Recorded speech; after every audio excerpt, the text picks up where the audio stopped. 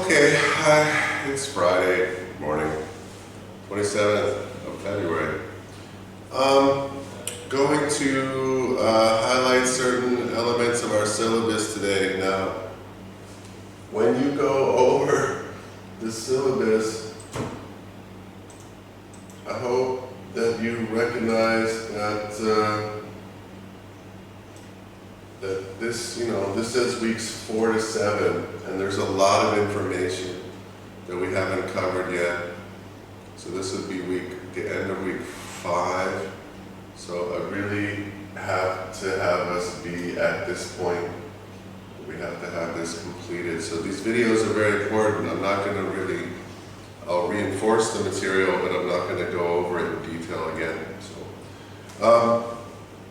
So what I'd like to do today is last class, I hope you're clear on primary and secondary research. Primary research is data that you collect yourself, and secondary research is data that's been collected that you use as a resource, usually from the internet at this point. So you should really know the differences between quantitative number data and qualitative data, which is feeling responses, detailed responses about what people answer questions to, not in an ABCD form. You should have a sense that there are 3 stages to the market research process. Information needs, establishing your information needs. Second, developing questions and doing the research, and then analyzing. So information needs is what you're doing this weekend. You should be figuring out with your partner what you need to know about your market and about your customers. And also you could write about your competition. If you have competition, maybe you find out about your customers and which companies they like now, which competition they like now, so you can figure out who your real competition is. So the result of that is I'll start with, I'll be on page 42. As you do the data, you're going to be analyzing it. The analysis of marketing data. Market analysis and interpretation is carried out in order to determine if there is a market for your product and service. So you're actually doing that now, even though you picked your idea. You're still asking yourself some basic questions about the market. So, deciding if the business has an idea that will appeal to customers. What's the likelihood of sales forecast being met? You're not worried about sales forecasts right now, but these are the kind of things that go in a marketing plan. Goals. If you're a startup, your goal is to brand awareness, to get customers to know you. It's not necessarily sales at this point. The analysis of market research also provides important data about the market segment of the business. If the research is interpreted carefully, it will enable the business to satisfy the wants of the customers and save money and not waste it on advertising in the wrong places. So I'm on page 43 at the top. These are some of the questions that you might be asking yourself and how you might conduct the research. Is there a market for the product or service? It is important that the business owner is able to objectively consider what the results are showing and not get carried away with the emotion of a great idea. Okay, so this is not a real business, you're not investing real money, so you're not really worried about it or overly excited. But the main thing is that, what I said before, is this a new market? Are you establishing something that's a growing market, or do you have to take customers away from other companies? And what is the size of this market? Probably using secondary research to figure that out. So to figure out how many people use it now, quick surveys, populations, how much people are willing to travel. Who is your target market exactly? That's using the same information I talked about in the last video, demographic, geographic, and psychographic. So you have to make a customer profile. That's what that's about. Will sales forecasts, goals, or market expansion be met? We cannot determine that at this time, although you will set marketing goals in your marketing plan. Will customer needs and wants be satisfied? That's what you have to do your market research into your customers and do a survey for to find out if you can satisfy your customers' needs and wants. And then, after you do your research, your analysis says, well, how valid, how trustable, how real is this market information? Did I give a survey that was fair? Did I ask enough different kinds of customers so I could understand them? The business must evaluate and research and interpret the results in a non-biased manner. So, customer needs, that's usually from surveys or primary research, and then you have to evaluate, does your question really give you the answer that you want? That's why you have to review your questions for your survey in advance. So you should start to make some survey questions for next week. What are the current trends in the market, and are there any likely changes in the market? This is pest. This is the external factors. This is what you should be doing this weekend also. So you should be doing the pest factors, trying to think, well, what affects our market? What kind of laws are affecting our market? What kind of economic trends, social trends, people, lifestyle changes, and technological trends, maybe methods of payment, are affecting our market? So pest analysis and think about your customers in the survey. You have to do two things right now. The net result or goal of this research as you carry it out is to do the two things that we saw before as we started with our market research diagram. Targeting, what's your target market, and positioning compared to your competition. So I'm just going to go over these definitions again. This is, well, actually I would like to do them in order. So let's go to page 45 for a second. And it says current market. This is the pest factors, right? This is what you're looking at. This is an analysis of the external factors that will impact the business, listing the outside industry issues that will have an impact on marketing for the business. The business can base its assessment of the current market of the particular industry it is in. Industry categories can be based on, for example, Australian, New Zealand standards. Many of you are doing restaurants and cafes, so that would be under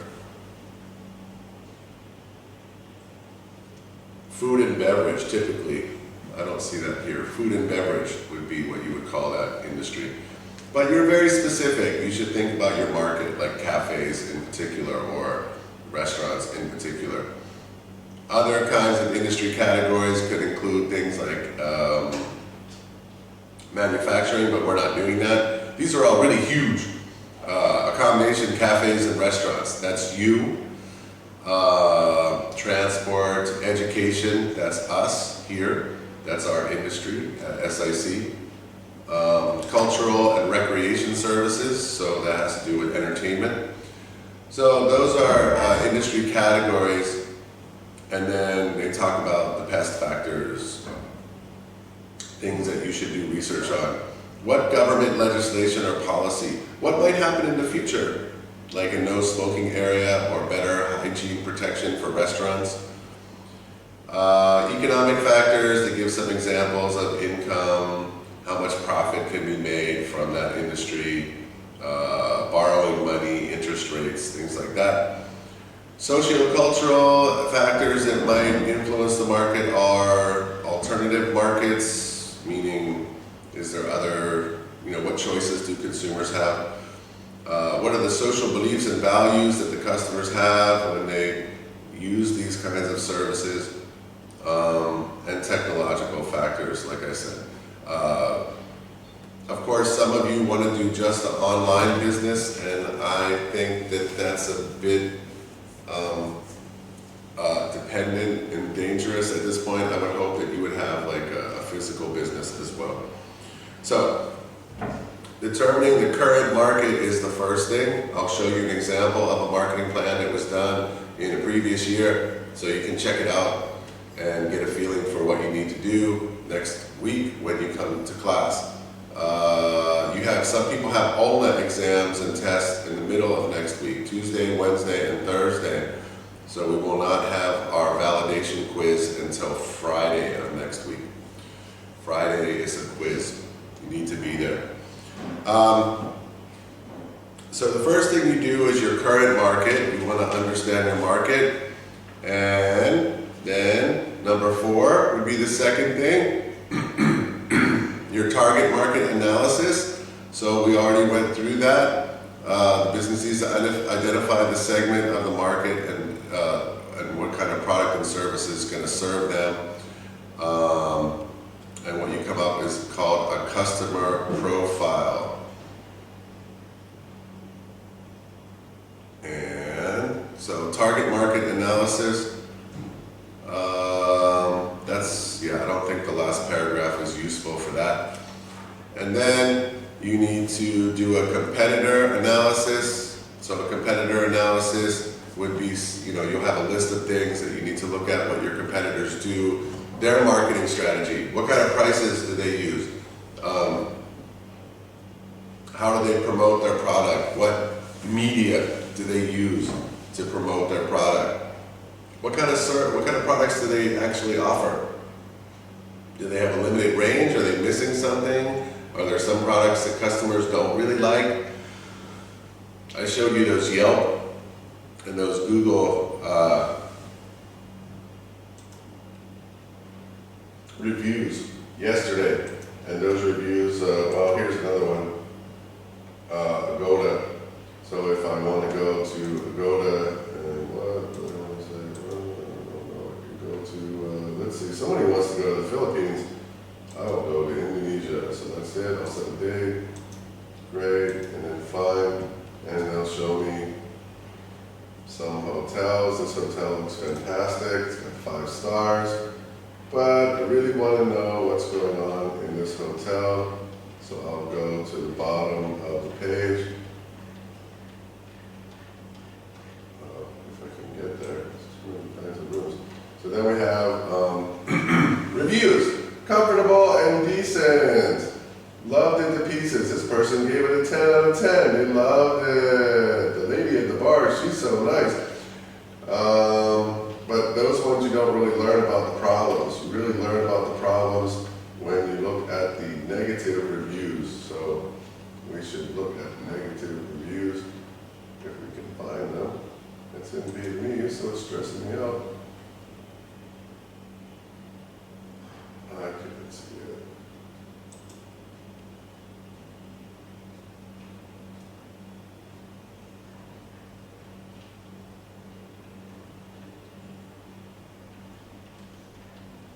This one is complaining. It's even in Hai Lao. I don't know. They're from Indonesia. Long queues at breakfast. It was terrible. Somebody smelled of cigarette smoke, so it was bad. So you can learn a lot about disappointing this time. I had a big disappointment in my experience. So you can really, really learn a lot about your competition and also about your idea by looking at your competition and seeing what they do poorly, right? If you go and you look at your competition and everybody complains about it for various reasons, that gives you an indication of what you can offer that they can't. So you should be looking at your competitors' product, the feedback they get from customers, what kind of price they're charging, what kind of position they think they are. Some businesses think they're luxury, but they're not really. Some businesses are just trying to maximize the amount of customers and they don't really care about profit for each customer. What kind of premises, what kind of facilities do they have? Probably need to go observe. Is it a place that people want to sit? Is it comfortable? Is there music there? What do they offer inside the place or in the cafe? People, what kind of customers? We see that customer service is a huge problem for most hotels and restaurants that have to improve. So how's the customer service and the staff? And so that's what you'll do. You'll go and you'll try to look at the other companies and get some feeling for that. So that's the third step in the process. Although looking at competition now might help you develop your product. After you do your current market, page 45. After you do your customer target market, page 46, and you do your competitor analysis, page 45, then you're in a position where you can start to set your marketing strategy. And that's what we have to do. Next class is going to be on Monday. We're going to start with different marketing strategies. So that includes the 4 Ps, the 4 Ps of marketing. So before we do that, I'll do a little video on positioning.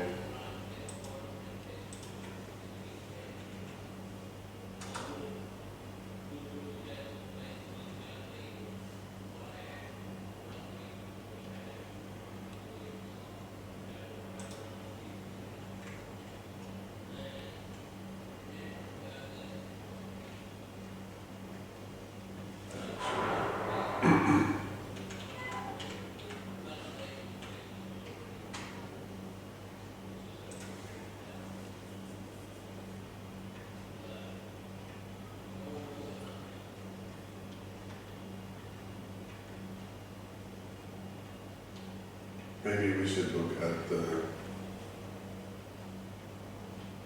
maybe we should look at the positioning map. No, we're going to wait for that. Let's look at pest again. Hi there. In this video, we're going to take a look at pestle analysis. Now, pestle analysis is one of several models or frameworks that are helpful for management as they determine the strategy of a business. And pestle is particularly useful when it comes to analysing the key features of the external environment facing a business. The external environment is a highly dynamic environment, and of course the important thing to remember is it contains factors that are outside the control of a business. But if those factors are significant, then the business needs to take account of them. For example, significant opportunities, significant threats. So you can see that pestle analysis links in quite nicely to the bottom half of SWOT analysis, opportunities and threats. Pestle is actually an acronym, and the 6 letters each stand for a different category into which you can place many of the key external issues facing a business. P stands for political, E is the economic environment, S stands for the social environment, T is for technological, L is for legal or legislative, and E, depending on which box you read, is either ethical and or environmental. I usually put legal because it's law with political, and I put ethical with social trends. So this is an extension of the older framework. PEST was always P-E-S-T until recently. But as you know, everyone who wants to write a different business book is trying to get a different advantage over the others. And so they just keep making up new letters, and eventually it'll say Pestalopolis or something like that. But really, there's 4 major categories. Now, of course, that's a pretty broad range of categories there. And in most cases, you could put most external issues into one of those 6 categories. Let's have a quick look and see what kind of things we mean by each of those. Obviously for P, political, we're dealing here with the impact on business of decisions taken by government, by politicians. So areas such as the regulation of competition, what governments do in terms of laws to affect, for example, mergers and takeovers. Of course, several industries, particularly those which might be considered monopoly industry. Okay, I think it's a little too much information for right now, but one thing I would mention is that do governments give incentives for new businesses? Do you get tax breaks for when you start a new business? Do you get some time to build your business? Or what kind of taxes do you have to pay for your workers? In Australia, for example, it's very expensive to hire a new worker. You have to pay social insurance, a lot of different, to hire them, you have to pay about 30% extra in just taxes. So it makes it kind of difficult. So you should have that as a consideration if that's a problem. Governments do try to encourage some kinds of business over others, so they may try to encourage the kind of business that you're in. So they may have a policy where they support you a little bit. Economic factors. Interest rates affect your ability to borrow money for your business. Consumer spending and income affects the customer decisions of what they're going to buy, things they need versus things they want. And exchange rates, not a big deal for you because you're not importing or exporting anything. So basically the first two would be affecting you. Social factors, demographic change, over time, if the population changes in age, then for example, you need different services. You know, if the population gets older, you need different services. So, demographics can drive. I noticed that a lot of people seem to move to Saigon after the grab bike drivers started. It seemed like that was like a way for people who lived in the countryside to come to the city and be able to support themselves. And I think the population kind of increased and a lot more people moved from outside to inside the city. Usually you would come here for education, but now people are coming here for work. Pressure groups, that's in a country where there's a lot of political fighting. We don't have that. Consumer taste and fashion, that's great. That's very useful. And changing lifestyles. A lot of things become trendy, right, for a short period of time. Is Korean food a trend? Someone wanted to do a Korean restaurant. Is that a hot trend? Is it cold? Is the market saturated? Does everybody know Korean food at this point? Or are they kind of competing with the local Korean restaurants at this point? So is it still expanding? Are people still interested in it or not? Or how much of the trend of Korean food is driven by the trend of K-pop? All things Korean are popular because of this music. Changing lifestyles, usually health conscious. People think about maybe some people become vegetarians, and some people had some vegetarian restaurants, and that was their idea. I said, okay, how can you convince people that they should be vegetarians? Maybe there's an argument you could make that would make them want to change. Technological factors, of course, the adoption of mobile technology has added to everyone's ability to order online, for example, and to communicate with companies much more easily. So, these are examples of technological factors. Not everyone is going to affect your business. Probably mobile technology, yes. Are there disruptive technologies in most small businesses here? Probably not. New production processes, it's possible, but we're only interested in marketing right now. That's for operations. Big data and dynamic pricing. Maybe you've seen dynamic pricing in the Grab app. Sometimes the prices are always different, right? Depending on the time of day. That's dynamic pricing. So if there's too high demand, then the prices go up. If there's no demand, the prices go down. Same is true for airline tickets. So dynamic pricing is when you can figure out how to make a pricing strategy based on demand. Is that going to happen in a donut shop? Probably not.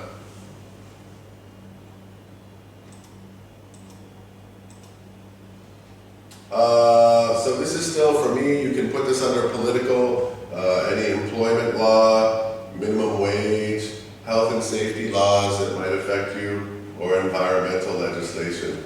To me, that's still about politics and government.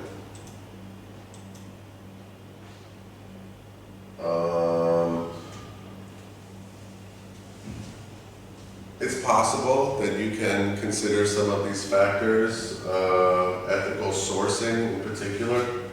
Ethical sourcing has to do with using sources that are green or environmentally friendly. So finding producers who recycle would be an ethical source for a business.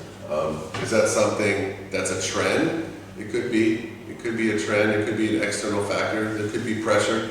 But that's why I put it under social, because usually the kind of environmental considerations that you'll make will come from pressure, from customers' pressure to be more friendly to the environment. So there's that. Okay, so I don't think I should weigh your brain down with more information, but you have the basics of what the marketing plan will be. You need to look at the environmental factors. You need to make a list of what your needs are and the questions that you have that you can put into a survey, which we'll have to work on next week. And you should start to think about your competition and whether or not which way you can attack them. So 3 things to do before we can make any strategies. I see in some of your ideas, you're already talking about pricing strategy. If you don't know your competition, you don't know what your prices are going to be. If you're not sure about the customers and what they really want, you're not sure what the product you're going to offer is. So you can say, I want to sell cookies. Great. I love cookies. Cookies are awesome. But what kind of cookies? You have to find out from your customers what they might be interested in and what they expect. In terms of promotion, you need to find out what media, you need to find out where people get their information from, where they respond to, what kind of ads they want, what kind of promotions they're willing to try. So sometimes I don't want something, or I never thought about buying it, but the promotion seems good, so like, okay, well, I'll try 2 for 1. There's a lot of kinds of promotions that are used now. For example, on the Grab service, if you use your points, you can use Grab to get discounts on food, beverages, even travel tickets. So this is called what? Rewards. Grab rewards. I have so many points and I don't even use them. I should use them. I can almost buy a car. Food and beverage. So these systems where you gain points, then if I use some of my points, I can get 30,000 off or 50,000 off at Burger King, for example. I can save 100,000 on a pizza. That sounds good. For only 5 points. So does this help? Do people use this? You need to find out from your customers, is there any kind of promotions that they like to use? Okay, so there's different kinds of promotions. So think about the different questions that you can ask your customers to help you understand how to reach them. So you're going to have to think about these things in terms of price, product, promotion, and are they willing to travel or do they order online? That's called place, distribution. So think about 4 Ps. We'll talk about questionnaires on Monday, and we'll start talking about the 4 Ps on Monday because we got to get into it because it's week 6 already. So that's it for today. It's a short video, only 35 minutes. It's enough for today. Have a great weekend. I will continue to approve your ideas today.